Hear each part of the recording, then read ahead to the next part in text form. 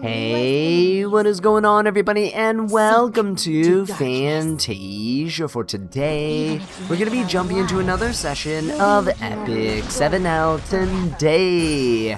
Got some more first impressions for you guys. This time around, let's go ahead and take a look at Sealed Eye Surin.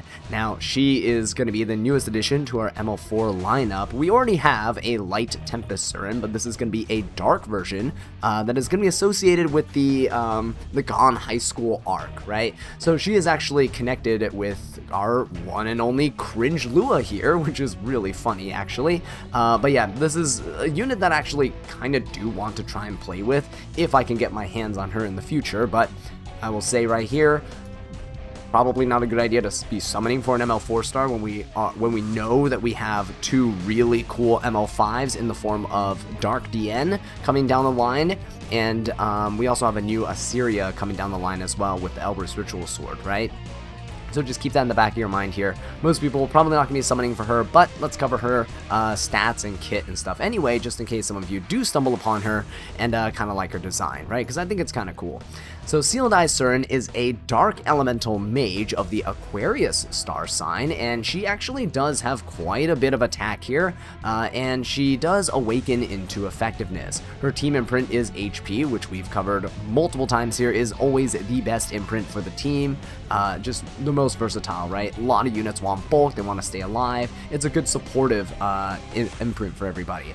She also self-imprints into attack, which is pretty decent because she definitely scales off of it quite nicely. And we'll take a look at some other units that you guys might be familiar with that also share like the same star signs and such, right? So let's go ahead and take a look here. The first unit that we have is going to be Archdemon's Shadow. Archdemon is absolutely fantastic as a unit, right? You guys know she inflicts burns and stuff. She has Defense Breaker in her kit. She has Seal, and she is relatively bulky. You can build her with decent attack, and she inflicts good debuff, so you want effectiveness on her. Another unit that you guys know really well is Requiem Rowana.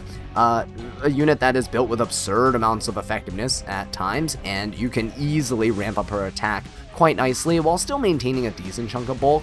I know she doesn't run much speed, but she gains combat readiness, and we'll talk about Surin's kit when we get there as well. But keep in mind that Surin is going to be a mage, so Taiga Hell's Ancient Book is also going to be a thing that you can run on her.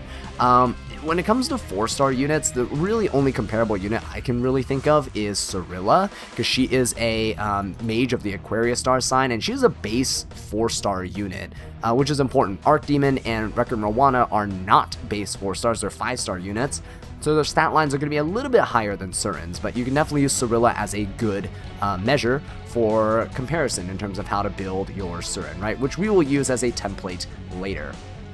Alright, but let's go ahead and take a look at Sealed Eye Surin's skill introduction. Her skill 2 is the Abyss Observer. At the start of battle and at the end of the turn, grants stealth to the caster for 1 turn. And at the end of someone's turn, when an enemy is inflicted with Provoke or Redirected Provoke, grants Rage to the caster for 2 turns and increases combat readiness by up to 30%. So this is a really interesting skill, mostly because you do get this nice stealth effect, and mages typically just kind of struggle, right?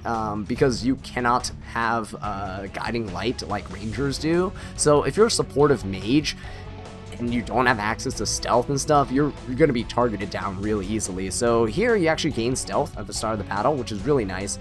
Getting it at the end of the turn is also kind of like Solitaria, which is also kind of good. The weakness of Solitaria is you don't start the battle with stealth, so you can easily get sniped down, right? With After Soaked Flan and stuff like that, who she's meant to counter.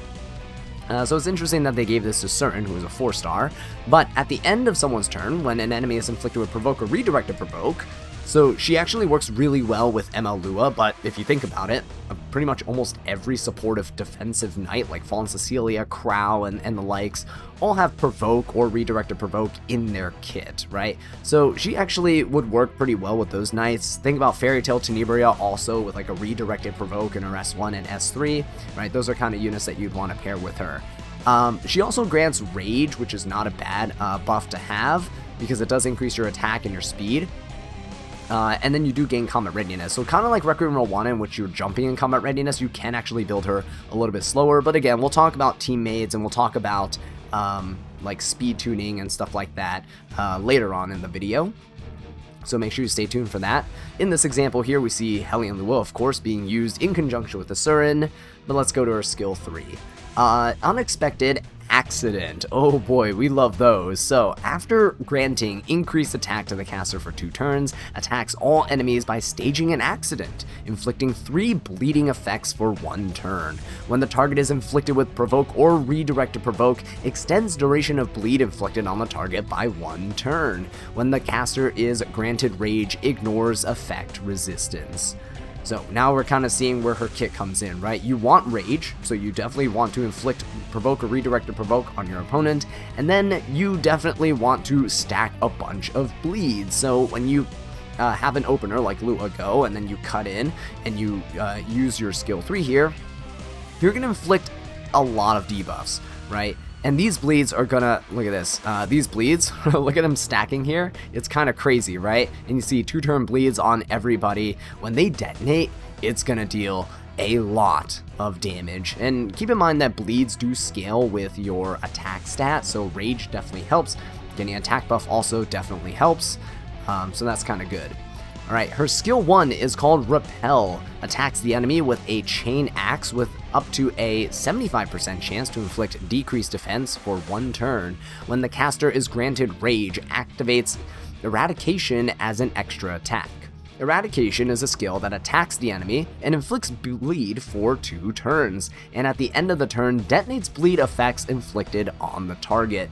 This also ignores effect resistance.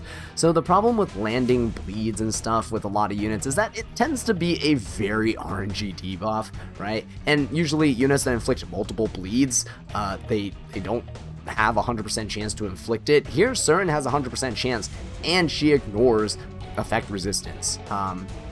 So it's actually really nice to see that she works really well, and we can see the detonation is actually not that bad too, right? Look at the eradication, another stack of bleed, and then boom, 18k damage there. That's with 4 bleeds for 2 turns.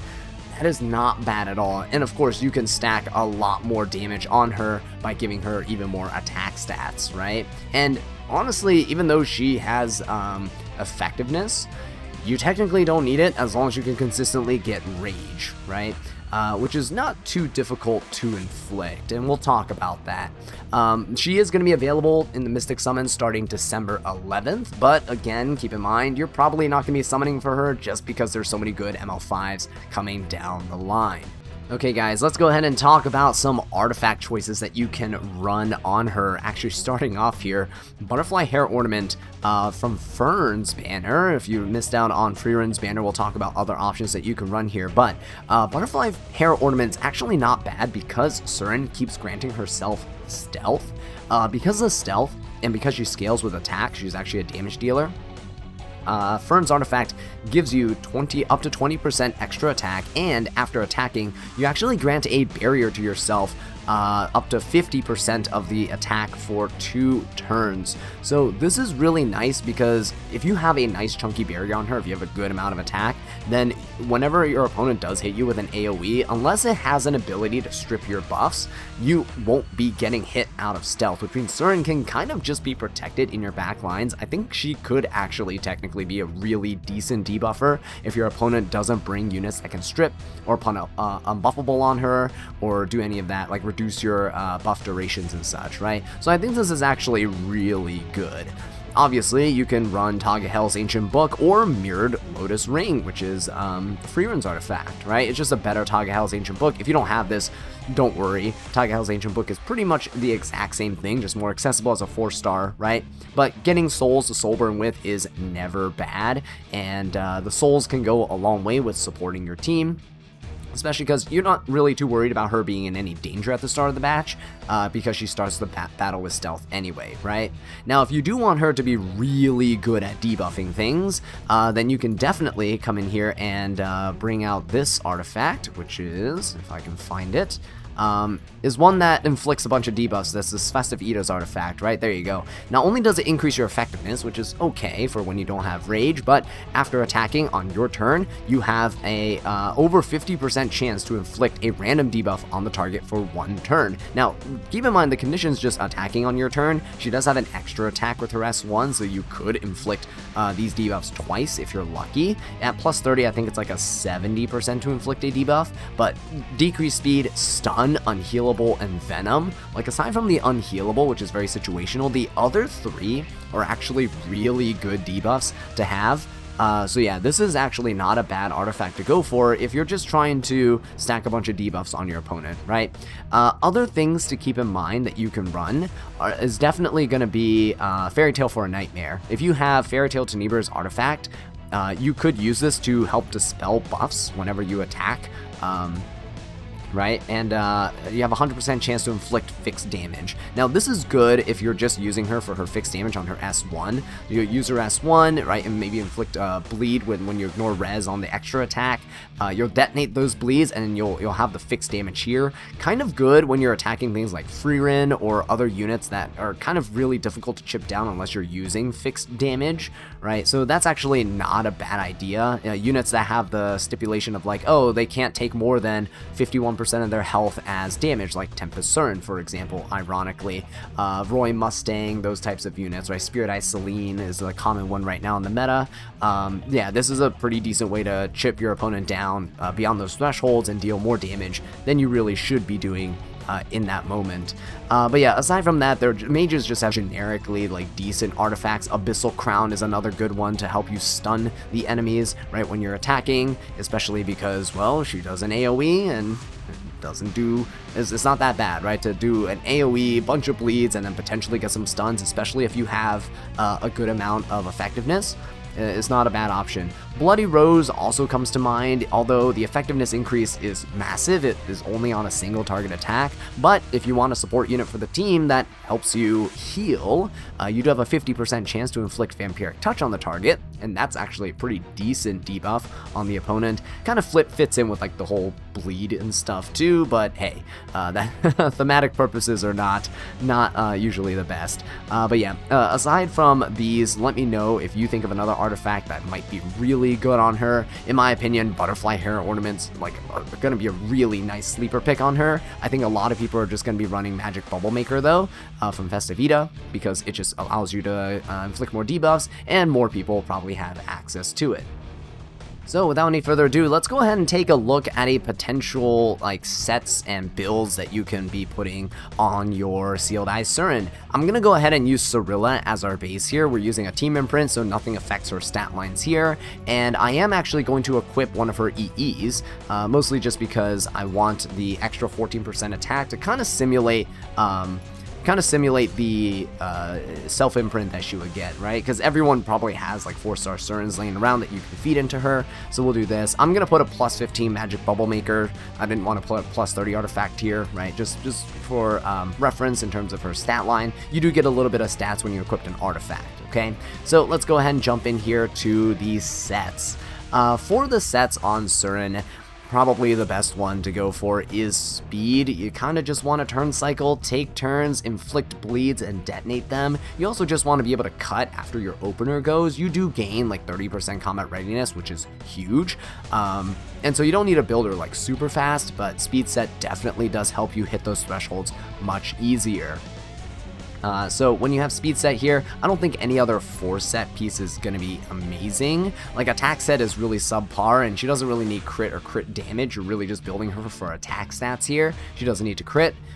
So speed set is good to go, and as for your other set, it really depends. Like immunity is not a bad set to have on any of your units, honestly, especially support units and debuffers like this, especially if you have stealth as well, and maybe you're starting the match with a barrier. You can just start stacking your buffs, so it's hard for your opponents to kind of strip her down to reveal her from the stealth, right? So that's always good.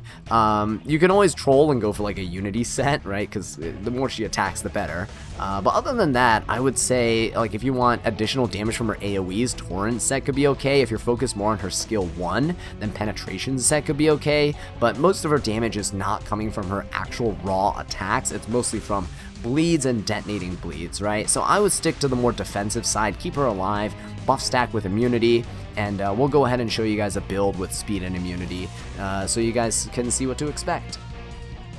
Alright guys, so here we go. This is a sample build of what you could maybe expect a Sealed Eye Surin to look like. This build actually prioritizes attack more than bulk because you do have the access to artifacts like Fern's artifact. You'll be getting a nice chunky barrier along with your stealth to help keep her protected, and 230 speed is actually a lot more than you would need.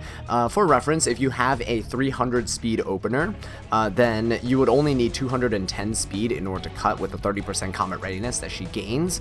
And if you have a 200 or 320 speed opener, then I think that climbs up to like 224 speed that you would need. So yeah, all in all, 230 speed is way more than enough, and it's pretty easily achievable. As you can see here, there's like 12 speed, 8, 4. This piece is faster, 19, but if you distribute that speed over the other pieces, it's really not that much on average, and 13 speed on the ring, right? My boot is on a speed boot, but I'm running speed and immunity here, which is not that bad. She has a decent amount of bulk because you don't need to build any crit damage here, which is nice. This build does kind of assume that you're gonna be getting rage. If you're just going for a full-on rage team, then go for it. Like you can run 0 effectiveness and just focus all the stats on bulk and attack. Should be fine. If you do want to have her a bit more well-rounded in case you don't have rage, then going for something like an effectiveness ring here, right? Dropping your attack by a bit, but still a decent, respectable amount, and then going for a lot more effectiveness here will help you guarantee more debuffs. But yeah, overall, I think these are like the two builds that you would swap between, either damage and some bulk, or effectiveness and some damage, right? For wanting to inflict bleeds. Okay, so let's end things off with a discussion about potential teammates that you can be running with your Sealed Eye Surin. Hellion Lua is definitely a unit that you can go for. It seems like Surin is meant to be used with Hellion Lua here in terms of showcase and stuff, but I will show you here that Hellion Lua's base speed is only 120. She is kind of difficult to make really fast. Even my fastest Hellion Lua with my best speed gears was, I think, like 308 speed, which is not great in the grand scheme of things, seeing that you can fight Rinox and Rons that are 320 plus speed and Amiz that are 320 plus speed, right?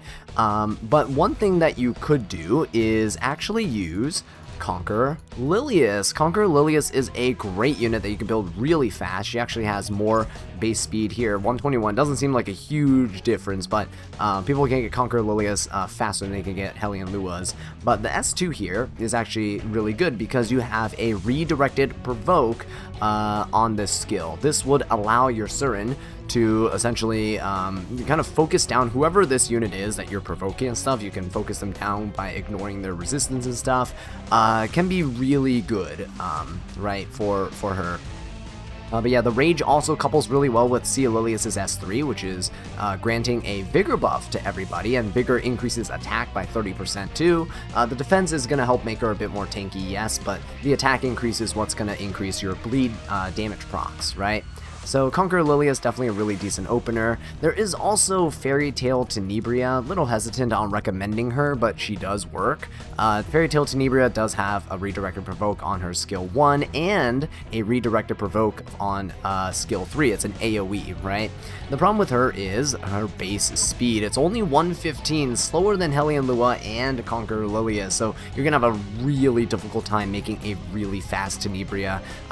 But hey, in case your opponent isn't speed contesting you and you pick something like Fairy Tale Tenebria, who is still really oppressive, by the way, in the right situations, then maybe you can get away with getting a Surin and then getting the Rage buff on her there. Now, if you just want to get Rage buff and you don't want to deal with redirected provokes and all that stuff, you have the option of running Sea Phantom Politis, because her skill 3 enrages all allies, which means you get the Rage buff, you get the 20% attack, the 20% speed. It's pretty good. And on Sea Phantom Politis, if you're running something like the recently released artifact here, the Sacred Tree Branch, that artifact, which I believe is Saria's artifact, when you use skill 3 on your ML Politis, you can actually increase the combat readiness of the backline unit by 18%. So yeah, you're going to be able to push up that Surin, right, which is pretty decent. This is if you're not able to run her on a team that has like provokes and redirected provokes and such. But you're always welcome to run her a bit slower and bulkier as a DPS and just kind of run her with units that just generally provoke things like Fallen Azallea, for example, like Ice Crow, for example. So if you just want to use her for fun and you're not really looking to speed contest and cleave your opponents, you can still make her work. Just keep in mind that you're probably going to need to play her bulkier, but at least with these types of units, you have damage mitigation. At least if you're running her with Fallen Azallea, you're going to start the match with a barrier. But yeah, she does seem like a fairly interesting unit overall. Do I think she is worth pulling for? Absolutely not. Do I think she can be fun in the right teams? Absolutely yes.